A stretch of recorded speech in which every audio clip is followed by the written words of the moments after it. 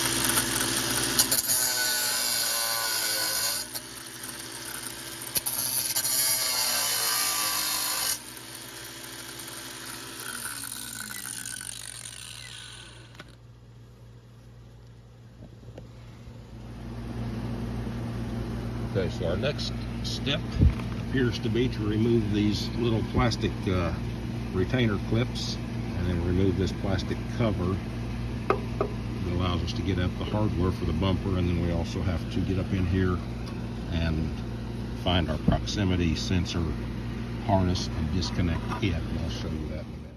Okay, so this is future me. I'm about 2 days after the installation as I'm filming this. This is just to kind of fill in a few of the spots that I didn't do very good on the videoing. This is my first attempt at any kind of videography, so cut me a little slack. I'll get better as I go.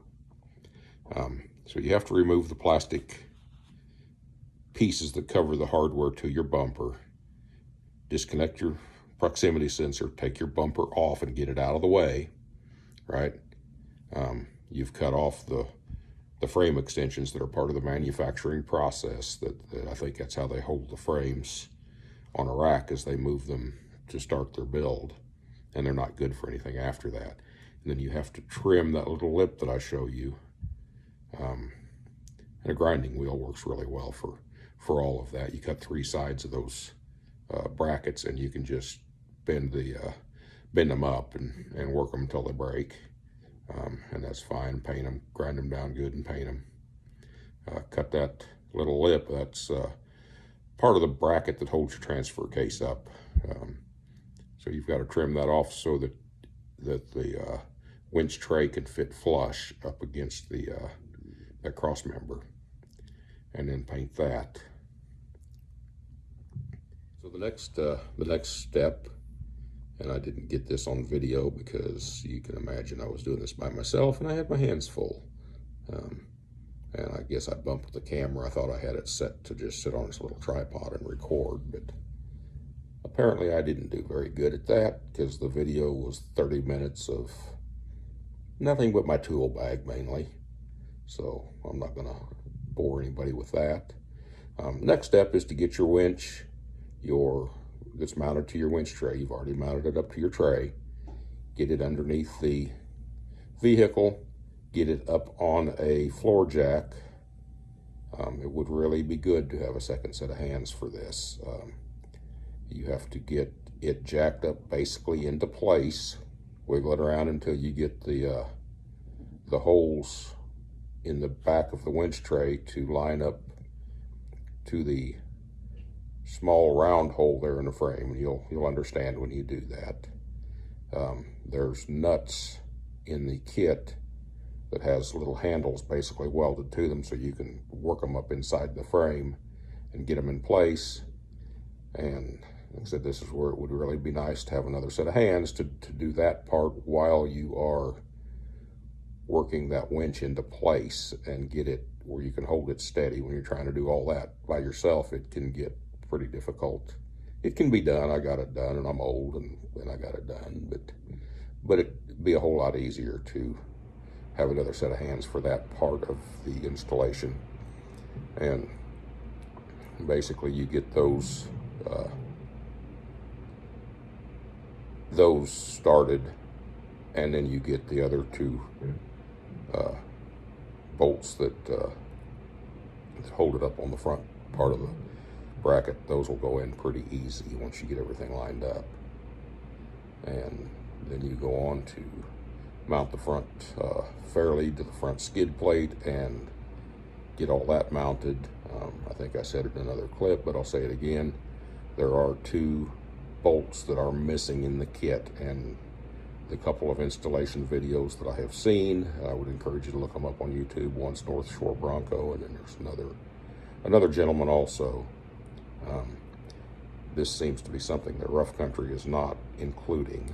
So when you're at your hardware store buying bolts, you'll need a couple of those 17mm head sizes, 17mm metric bolts to fit that place. And that's mainly why you're moving your bumper, because your bumper covers those holes. They're probably a mount for one of the other bumpers, I would presume. And so, I'll finish putting up the video here. But that's the explanation of the parts that I missed.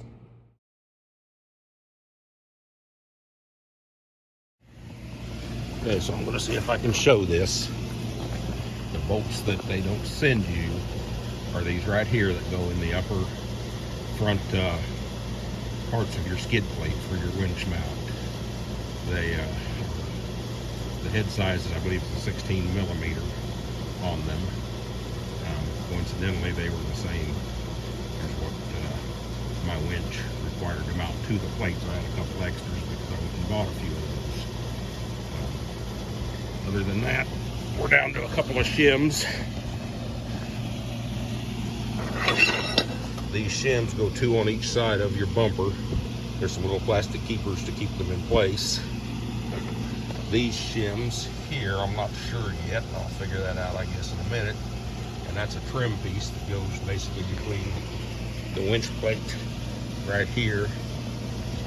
Turn my wrist there, it goes on this lip and goes over to the bumper. Okay, future me back again. That end of that last clip, I show you a little trim piece that is not used on the modular bumper installation, so it probably covers for the one of the other, the capable bumper, or maybe the plastic bumper. I really don't know. It's there for something, but it does not go on the modular bumper installation.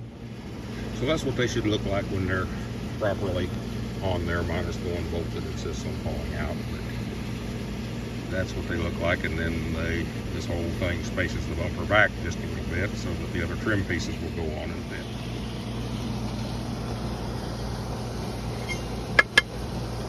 These shims here, right there, those mount to the back of your skid plate mount. They mount like that, basically. Have to go tighten those bolts down after you get everything up there, because you'll have to take them back out like I get to do and put those on.